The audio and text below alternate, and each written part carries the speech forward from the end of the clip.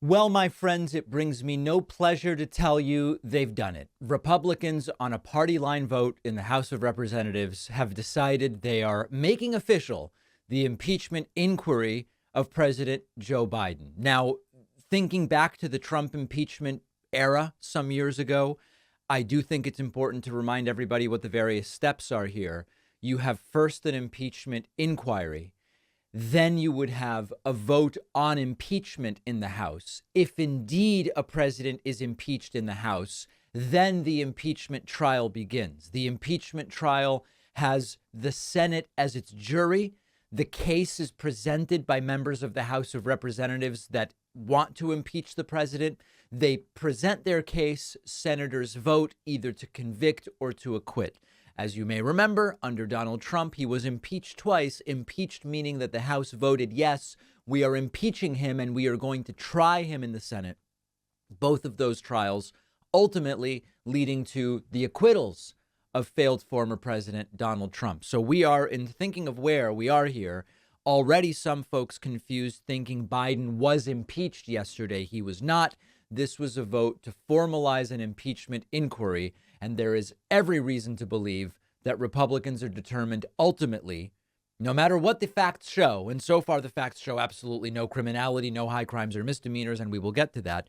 But Republicans increasingly seem determined, no matter what the facts show, eventually to impeach Joe Biden. Let's start with this report from the New York Times. House approves Biden impeachment inquiry as Republican Party hunts for an offense.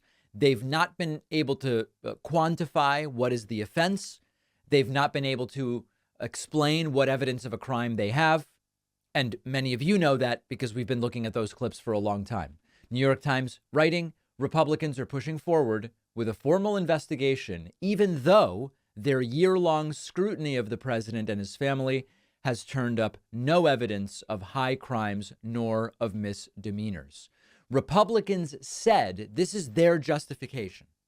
Republicans said the vote was needed to give them full authority to continue carrying out their investigation amid anticipated legal challenges from the White House.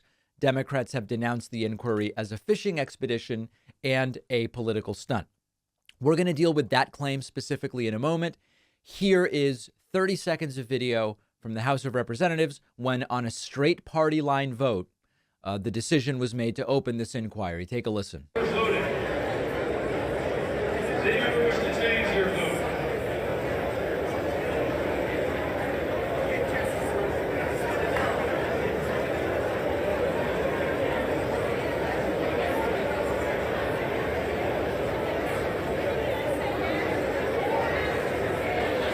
On this vote, the yeas are 221 and the nays are 212. The resolution is adopted. Right. Without objection, the motion to reconsider is laid on the table. There you go. So a jubilant and defiant Republican Party saying we are doing this thing. Now, there is one element of this that I want to discuss. It's essentially BS. The approach of saying we don't have the proof, but we need the power of the inquiry to find the proof so that they don't stonewall us. It's 90% BS. And even Republicans like Mitt Romney have said, you should have the evidence first and then move on to an inquiry. Some Republicans like Nancy Mace and others have said they need the power of the inquiry in order to get the evidence they need. If you research the question, do congressional investigative powers have more teeth if they are part of an official impeachment inquiry? Legal opinion is divided on it. I think this is the most objective way to say it. Overwhelmingly, what you will find are legal opinions that say you don't automatically get any special powers. The House has investigative powers, period. As the body that it is, as the legislative body that it is, it has investigative powers.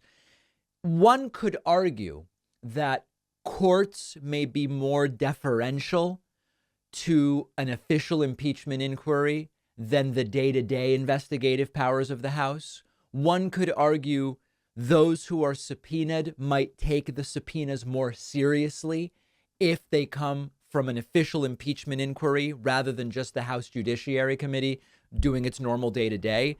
But that's really on the fringes. It's not a very strong case that opening an impeachment inquiry suddenly grants the House additional powers. Might their powers be taken more seriously? Might courts look a little more strongly at their view if it's part of an official impeachment inquiry? Yeah, maybe, but we're not talking about a mind-blowing difference here. So in general, the argument that unless we do this, they won't give us any of the evidence and we'll be able to get it by making this an official inquiry, 5% true, 95% propaganda. Let's now move on to what this is really about. Let's not do the thing this holiday season where you're racing around to multiple stores, spending way too much time scanning shelves for some perfect gift, and then getting another gift card for mom. Here's an idea that will make mom or dad or stepmom or brother or friend very happy this year. A digital picture frame from Aura Frames that can be preloaded with pictures. The New York Times named Aura the best digital photo frame. I've given each of my parents one of these as a gift. My girlfriend gave her parents an Aura frame as a gift. We loaded them in advance with pictures of the baby, which everyone loves. And now I can keep adding pictures, or my parents can, whoever wants to manage it. It's all done seamlessly over Wi-Fi with the Aura app, and you get infinite cloud storage. You don't have to deal with memory cards and USB cables and this sort of thing. One frame can have multiple users who add and remove pictures. And I love how you can load the pictures without even opening the frame. So you give them a brand new wrapped up frame, already has pictures on it. You'll also get $30 off their best-selling frames when you go to auraframes.com/Pacman and then use the code Pacman. These frames sell out quickly. Get yours before they're gone. The link is down below.